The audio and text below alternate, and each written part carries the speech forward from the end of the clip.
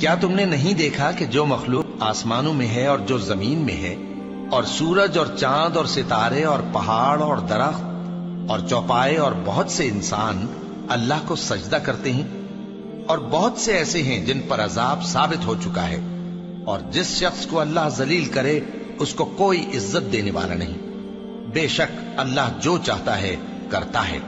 یہ دو فریق ایک دوسرے کے دشمن اپنے پروردگار کے بارے میں جھگڑتے ہیں، تو جو کافر ہیں ان کے لیے آگ کے کپڑے قطع کیے جائیں گے اور ان کے سروں پر جلتا ہوا پانی ڈالا جائے گا، اس سے ان کے پیٹ کے اندر کی چیزیں اور کھالیں گل جائیں گی، اور ان کے مارنے کے لیے لوہے کے ہتھوڑے ہوں گے۔ جب وہ چاہیں گے کہ اس رنج و تکلیف کی وجہ سے دوزخ سے نکل جائیں تو پھر اسی میں لوٹا دیے جائیں گے، اور کہا جائے گا کہ جلنے کے عذاب کا مزہ چکھتے رہو۔ جو لوگ ایمان لائے اور عمل نیک کرتے رہے، اللہ ان کو بہشتوں میں داخل کرے گا جن کے تلے نہریں بہ رہی ہیں،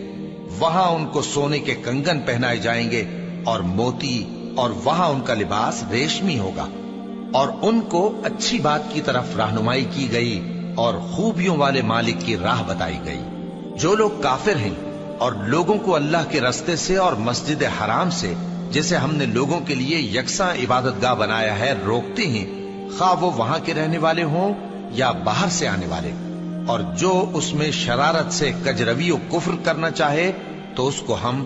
درد دینے والے عذاب کا مزہ چکھائیں گے۔ اور ایک وقت تھا جب ہم نے ابراہیم کو خانہ کعبہ کا مقام بتا دیا اور ارشاد فرمایا کہ میرے ساتھ کسی چیز کو شریک نہ کیجو، اور طواف کرنے والوں اور قیام کرنے والوں اور رکوع کرنے والوں اور سجدہ کرنے والوں کے لیے میرے گھر کو صاف رکھا کرنا،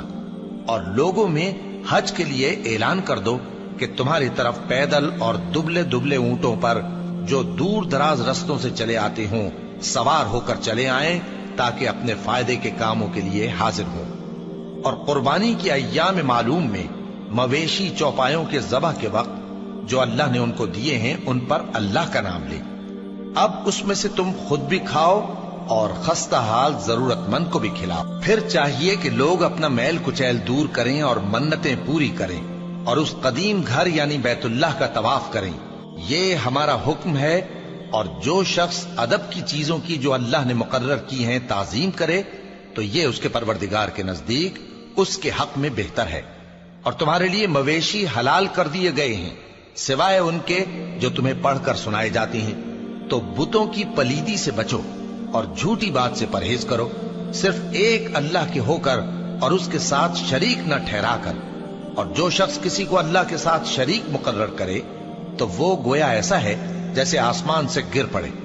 پھر اس کو پرندے اچک لے جائیں یا ہوا کسی دور کی جگہ اڑا کر پھینک دے۔ یہ ہمارا حکم ہے، اور جو شخص ادب کی چیزوں کی جو اللہ نے مقرر کی ہیں تعظیم کرے تو یہ کام دلوں کی پرہیزگاری سے ہے۔ ان میں ایک وقت مقرر تک تمہارے لیے فائدے ہیں، پھر ان کو اس قدیم گھر یعنی بیت اللہ تک پہنچنا اور ذبح ہونا ہے۔ اور ہم نے ہر ایک امت کے لیے قربانی کا طریق مقرر کر دیا ہے، تاکہ جو مویشی چوپائے اللہ نے ان کو دیے ہیں ان کے ذبح کرنے کے وقت ان پر اللہ کا نام لے۔ سو تمہارا معبود ایک ہی ہے، تو اسی کے فرما بردار ہو جاؤ اور عاجزی کرنے والوں کو خوشخبری سنا دو۔ یہ وہ لوگ ہیں کہ جب اللہ کا نام لیا جاتا ہے تو ان کے دل ڈر جاتے ہیں، اور جب ان پر مصیبت پڑتی ہے تو صبر کرتے ہیں، اور نماز آداب سے پڑھتے ہیں، اور جو مال ہم نے ان کو عطا فرمایا ہے اس میں سے نیک کاموں میں خرچ کرتے ہیں۔ اور قربانی کے اونٹوں کو بھی ہم نے تمہارے لیے اللہ کے شعائر مقرر کیا ہے، ان میں تمہارے لیے فائدے ہیں، تو قربانی کرنے کے وقت قطار باندھ کر ان پر اللہ کا نام لو، پھر جب پہلو کے بل گر پڑے تو ان میں سے کھاؤ،